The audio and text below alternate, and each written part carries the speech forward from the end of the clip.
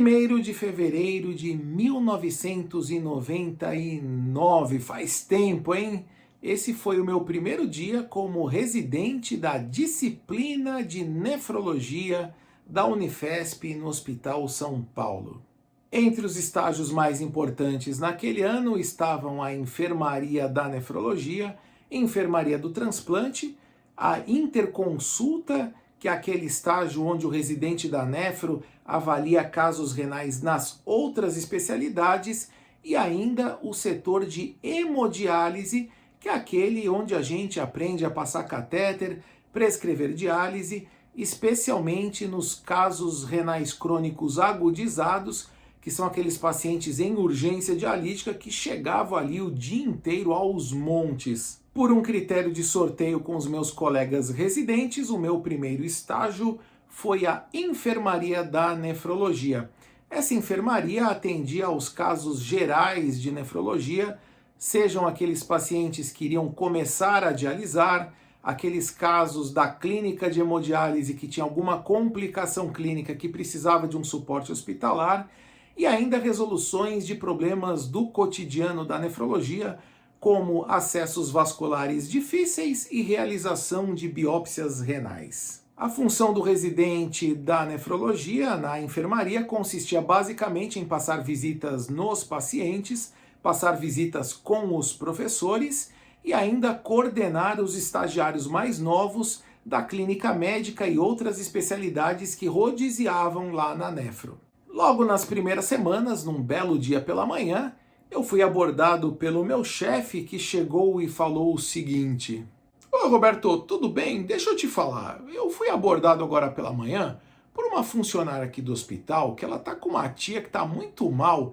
internada lá no hospital no litoral de São Paulo. Pelo que me falou, é um caso muito grave, os exames estão muito ruins, e eu acho que é caso de diálise, pelo que ela contou, e ela veio me pedir uma vaga. E aí eu só estou te comunicando, se você quiser dar essa vaga, o que você acha?" E aí eu já percebi que eu estava diante de um grande desafio, que já vinha chumbo grosso por aí, e eu um pouco ainda inseguro, assustado com aquela situação, falei: "Olha, chefe, na verdade, se você acha que eu devo dar a vaga, eu concedo, né?" Mas ele me cortou imediatamente e falou o seguinte: "Não, mas olha só, ela pediu a vaga para mim, mas quem decide a vaga, quem vai conceder ou não é você. E você, Roberto, não é obrigado a dar essa vaga porque você tem autonomia aqui como residente. Se você achar que é um caso interessante, que você deve admitir, fica à vontade, mas se você achar que não deve dar, não tem problema nenhum."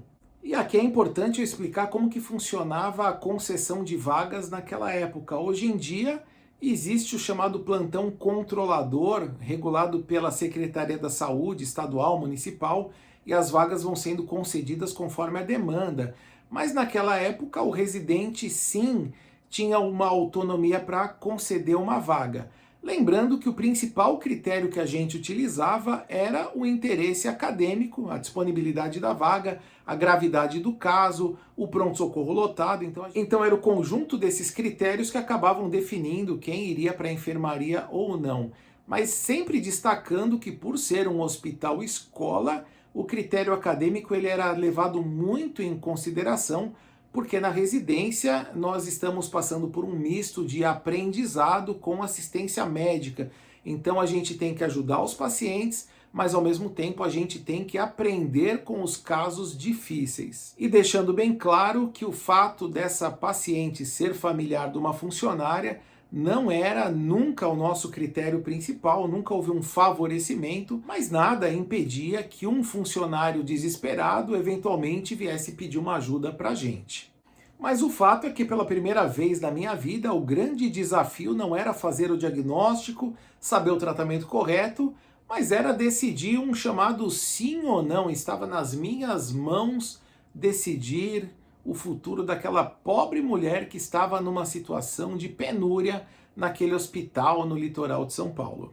Além do mais, eu tinha a vaga sim livre para aquele caso e eu não tinha assim nenhuma razão para recusar. Uma coisa eu tinha certeza, é que esse caso era realmente uma bomba.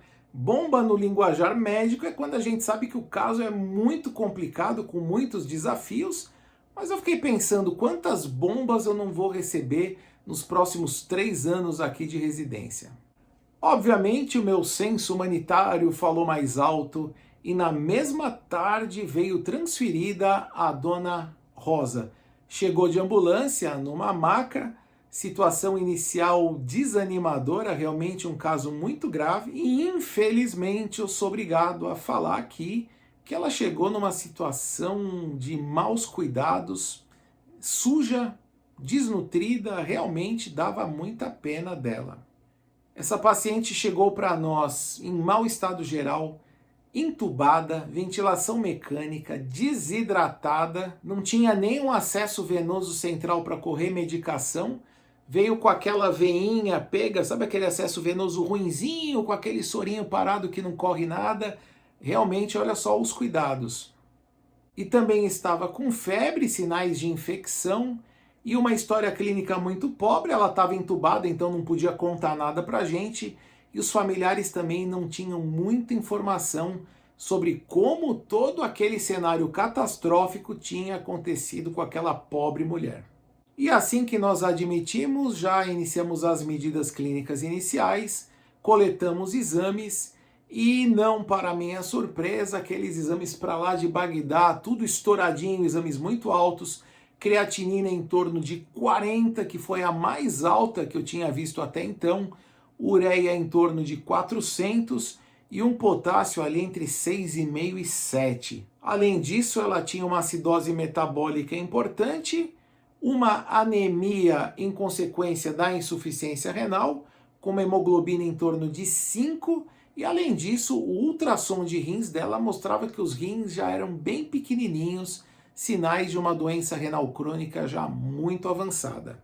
E a dona Rosa recebeu todo o investimento clínico que estava ao nosso alcance naquele ano de 1999. Eu passei um catéter para ela fazer hemodiálise, mas logo nas primeiras sessões ela começou a apresentar pressão muito baixa e sinais de infecção generalizada que a gente chama de choque séptico. Diante desse cenário, nós então indicamos a chamada hemolenta, que, como o próprio nome diz, é uma modalidade mais devagar ali da hemodiálise, que hoje em dia é feita com equipamentos muito modernos, muito seguros, que fazem a famosa hemodiafiltração contínua, mas naquela época o que a gente tinha, na verdade, era uma gambiarra. E eu digo gambiarra porque realmente era uma improvisação de peças de hemodiálise. Se pegava um filtro, uma linha, um suporte com soro, aquilo era montado meio artesanalmente, e apesar de todos os riscos com essa terapia, a gente tinha um bom anjo da guarda, mas principalmente excelentes técnicos de enfermagem que ficavam ali de olho em tudo para garantir a segurança desse tratamento.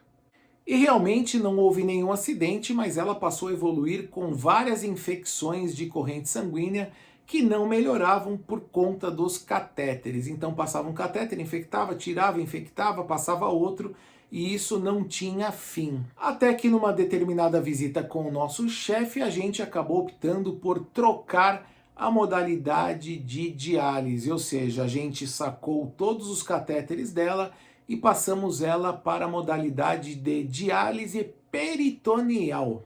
E foi justamente nesse período que ela teve a sua grande melhora. Ela saiu das drogas vasoativas, o processo infeccioso ficou mais fácil de controlar, ela concluiu o tratamento com antibióticos e aos poucos a gente foi desmamando a sedação até que ela passou a acordar e abrir os olhos para o mundo. Isso levou vários dias, ela foi aos poucos acordando, abrindo os olhos, mantendo um contato visual com os profissionais, ainda sem entender muito bem o que estava acontecendo, e a gente já estava na fase final ali, já programando a extubação, que seria tirar o tubo da garganta dela para ela respirar espontaneamente. Numa determinada noite de plantão, a gente já estava programando a retirada do tubo para o dia seguinte, mas ela já estava bastante acordada ali, esperta com tudo, e reclamando ali com o olhar, ameaçando, até que num determinado momento ela se extubou acidentalmente. E isso acabou sendo bom no final, porque ela já tinha condições de respirar sozinha. Aí a gente deu ali uma máscara de oxigênio, alguns suportes, a voz dela muito judiada pelo tempo de intubação. A gente mal conseguia entender o que ela falava, uma voz muito rouca, mas foi muito legal que pela primeira vez nós ouvimos a voz da Dona Rosa. No total foram cerca de 45 dias de internação. Já nos últimos dias ela já estava bem melhor, já conseguia conversar. Esses últimos dias foram para términos de antibiótico, para ajuste de medicamentos da pressão, para passar um novo acesso vascular, porque é livre da infecção. A gente optou por trazê-la de volta para a hemodiálise, até porque era mais fácil conseguir a vaga e as condições sociais dela não permitiam fazer a peritoneal, e aí ela teve um permicate implantado. E assim que saíram as sorologias virais, ou seja, exame de hepatite, de HIV, que são necessários para pedir uma vaga de diálise, a gente fez a solicitação para o Disque Diálise e depois de alguns dias essa vaga saiu. Depois de tudo isso veio o tão esperado dia da alta hospitalar. Foi um dia muito especial, foi um dia festivo. Todo mundo ali parou para ver a Dona Rosa reabilitada, indo embora para casa, cumprimentando a equipe de enfermagem, médicos, funcionários, todo mundo ali muito feliz, muito até comovido com a recuperação daquela mulher. E de uma forma totalmente diferente em relação ao dia que ela havia entrado ali no Hospital São Paulo, ela saiu lúcida, acordada, corada, nutrida, hidratada e, o mais importante, de banho tomado. Agora, a parte mais difícil desse dia foi vencer a minha timidez. Gente, por que eles fizeram isso? Mas muito tímido aqui, e eis que a família chega com uma faixa de pano, assim, enorme. Eles foram abrindo, desenrolando, desenrolando, desenrolando aquele negócio. Eu acho que tinha uns 15 metros aquela faixa, que ela esticada, ela ia do final da enfermaria ali, da janela do final da última parede do hospital até a porta de entrada da enfermaria, uma faixa enorme. E a frase exatamente como estava escrita eu não me lembro porque faz muito tempo, mas eu sei que dizia algo como: obrigado, Dr. Roberto e sua equipe, por devolverem a vida à nossa querida Rosa. E assim a Dona Rosa então pôde voltar para sua casa junto com a sua família. Mas uma coisa eu acabei esquecendo de perguntar para eles. Provavelmente pela correria, o residente da enfermaria tinha 1 milhão de atribuições, de tarefas, de reuniões, e na correria eu acabei esquecendo de perguntar para onde saiu a vaga da clínica de diálise da Dona Rosa. Poxa vida, nunca mais eu ia ver a Dona Rosa. Aí fiquei assim, pô, caramba, né? Depois de tudo isso, caramba, como é a vida, né? A gente nunca mais vai ver o paciente, né? E o destino acaba então pregando algumas peças na nossa vida. Eis que um belo dia eu estava caminhando pela manhã na rua Borges Lagoa, que é a rua onde fica o Hospital do Rim, ali na Vila Mariana, que fica, aliás, a uma quadra do Hospital São Paulo. Eu estava ali na calçada do hospital, indo em direção ao Hospital São Paulo, e quando de repente eu senti uma cutucadinha aqui nas minhas costas, olhei para trás. E aí, numa fração de segundos, eu tive uma dificuldade para reconhecer. Eu falei, caramba, Dona Rosa, o que a senhora está fazendo aqui? E aí ela falou para mim, doutor Roberto, anda tão distraído aí, nem lembra de mim, né? E eu falei para ela, não, Dona Rosa, eu reconheci sim, é que a senhora já mudou já para melhor, né? Desde aquele dia da alta, a senhora agora está mais corada, está mais nutrida, mais forte, mais disposta, é outra mulher, caramba! E afinal, onde que a senhora está dialisando? Ela respondeu para mim, doutor Roberto, aqui mesmo, no Hospital do Rim, acabei de descer, acabei de fazer a sessão de diálise. Minha vaga saiu para a clínica de diálise aqui do 6º andar do Hospital do Rim. E aí nós conversamos ainda por alguns minutos, ela falou que se sentia muito bem, estava muito satisfeita pelo atendimento que ela recebia ali no hospital, e até por estar próxima ali do Hospital São Paulo, que ela tinha um sentimento ali de gratidão sempre que ela olhava para o prédio do Hospital São Paulo. E ao final daquela conversa, que foi tão curta, mas tão intensa, a gente se despediu com um forte abraço E dessa vez quem agradeceu a Dona Rosa fui eu, não por aquela faixa que a família fez para mim, mas pelo incrível exemplo de superação, de acreditar na própria vida até o final, de não desistir nunca, e por ser um exemplo de como a medicina pode transformar a vida das pessoas, mesmo quando tudo parece estar perdido.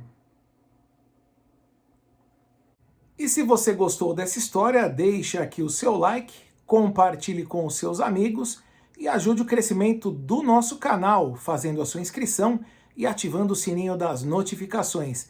Eu volto logo logo com um novo episódio dessa série. Um grande abraço para vocês.